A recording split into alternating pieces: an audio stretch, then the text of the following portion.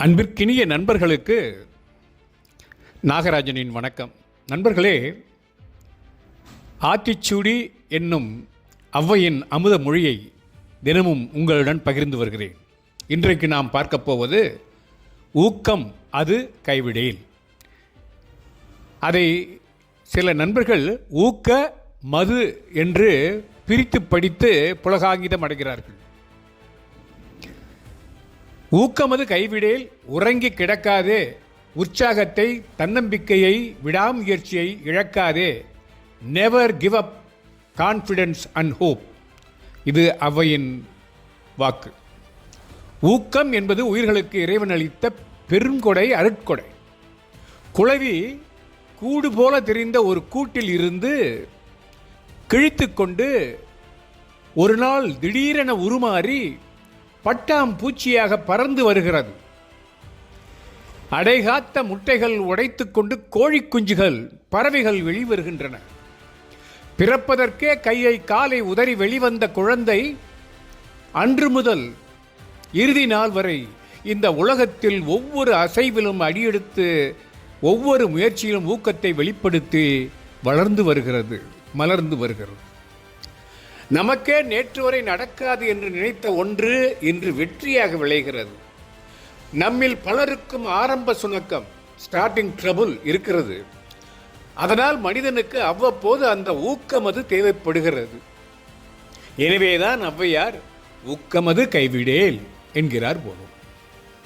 கையில் இருக்கிறது, அதை விட்டுவிடாதே என்று சொல்கிறார். ஒரு பிரபல தொழிலதிபரை பார்த்து ஒரு இளைஞர், உங்களது வெற்றியின் ரகசியம் என்ன என்று சொல்ல முடியுமா என்று கேட்கிறார்.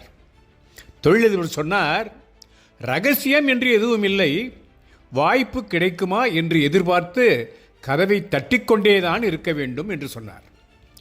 இளைஞன் கேட்டான், வாய்ப்பு எப்போது கிடைக்கும்? அவர் சொல்கிறார், கதவு திறக்கும் போது என்றார். எப்போது கதவு திறக்கும்? வாய்ப்பு வரும்போது. வாய்ப்பு வருமா என்று எப்படி கண்டுபிடிப்பது?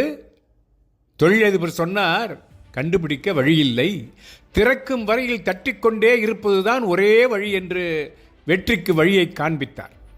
இன்று நம் கண்முன்னே வெற்றியாளர்களாக, சாதனையாளர்களாக வலம் வருபவர்கள் யாவரும் விடாது சளைக்காமல் வெற்றி கதவை தட்டியவர்கள்தான். வெற்றி வேண்டும் என்ற பசி இருந்தால் ஆர்வமும் முயற்சியும் இணைந்து செயல்பட்டு அதை சாதிக்கும்.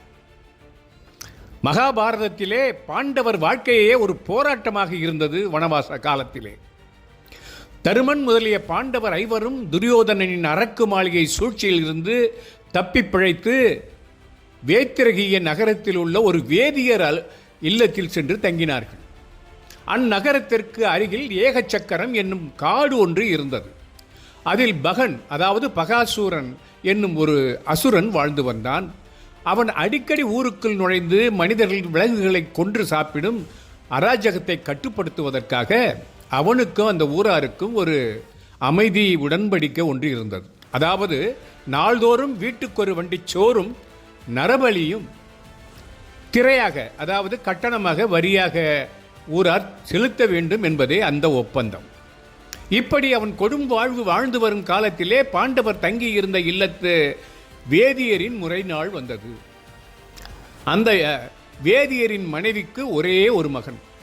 அவனை எப்படி பலியாக தருவது என்று வருந்தி இருவரும் அழுது கொண்டே இருக்கிறார்கள். அதனை அறிந்த குந்தி அவளது வருத்தத்தை நீக்கும் பொருட்டு தன் மகன் பீமனை பலியாக அனுப்புவதாக கூறினாள். பீமனும் ஒப்புக்கொண்டு வண்டி நிறைய சோற்றை எடுத்துக்கொண்டு சென்றான்.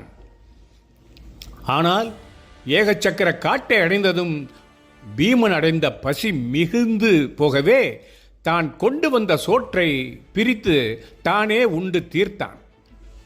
இதை பார்த்த பகாசூரன் சினத்துடன் வந்தான். அவனை பீமன் ஊக்கத்துடன் கொன்று அழித்தான். இங்கே பீமன் வென்றது எப்படி? எந்த ஆயுதமும் இல்லாமல் தன்னை மட்டுமே நம்பி அசுரனை எதிர்கொள்ள அவனுக்கு ஆற்றலை தந்தது அவனுடைய ஊக்கம் மட்டும்தான். அந்த மக்கள் அவன் மீது வைத்திருக்கிற அசாத்திய நம்பிக்கை அவனுக்கு ஊட்டிய தன்னம்பிக்கைதான். இதைத்தான் வள்ளுவர் அழகாக சொல்லுகிறார், உள்ளம் உடைமை, உடைமை பொருளுடைமை நில்லாது நீங்கிவிடும். அதாவது ஊக்கம் உடைமை மட்டுமே ஒருவனது நிலையான செல்வமாகும். மற்றைய செல்வங்கள் எல்லாம் நிலைத்திருக்காமல் ஒரு காலத்திலே நீங்கியும் போய்விடும் என்கிறார் வள்ளுவர். இக்குறள் பொருளுடையார் எல்லாம் உடையார் என்று தவறாக கருதி கொண்டு பொருள் மட்டும் போதும் என்று இருப்போருக்காக கூறப்பட்டது. ஒருவனுக்கு எது சொத்து? அவன் பிள்ளைகளா, அவன் வங்கியில் வைத்துள்ள சேமிப்பா, அல்லது அவன் வாங்கி குவித்து உள்ள பொருள்களா, நிலமா? எதுவுமே இல்லை என்கிறார் வள்ளுவர். ஊக்கம் எனப்படுவது உள்ளத்திலே உருவாகும் உள்ளம் சார்ந்த உத்வேகம். ஆதலால் ஊக்கம் நிலையாக உள்ளுக்குள் நிற்கும். பொருள் எனப்படுவது அழியக்கூடியது. ஆனால் உழைப்பால் பெறப்படும் பயன் அல்லது செல்வமானது பொருள் மட்டுமல்ல, அதுடன் இணைந்து ஒரு திறமையையும் தன்னம்பிக்கையும் தைரியத்தையும் தருகின்றது அல்லவா? ஆதலால் ஒருவனுக்கு ஊக்கம் மட்டுமே நிலைத்து நிற்கும் உடைமையாகும், சொத்து ஆகும். மற்ற உடைமைகள் எல்லாம் சொத்து அல்ல, அவையெல்லாம் நிலை நிற்காது, சூறைய காற்றில் ஓடிவிடும். அதைத்தான் இன்னொரு குரலிலே அழகாக சொல்லுவார் இந்த சொத்தின் நிலைமை பற்றி. கூத்தாட்டு அவை குழாத்தற்றே பெரும் செல்வம் போக்கும் அது விழித்தற்று. பெரும் பொருள் வந்தடைதல் என்பது கூத்தாடும் இடத்திலே கூட்டம் வந்து கூடுவதை போன்றதாகும். அந்த கூத்தாட்டம் முடிந்துவிட்டால் கூட்டம் கலைந்து விடும் அல்லவா? அதை போன்றுதான் பொருளும்.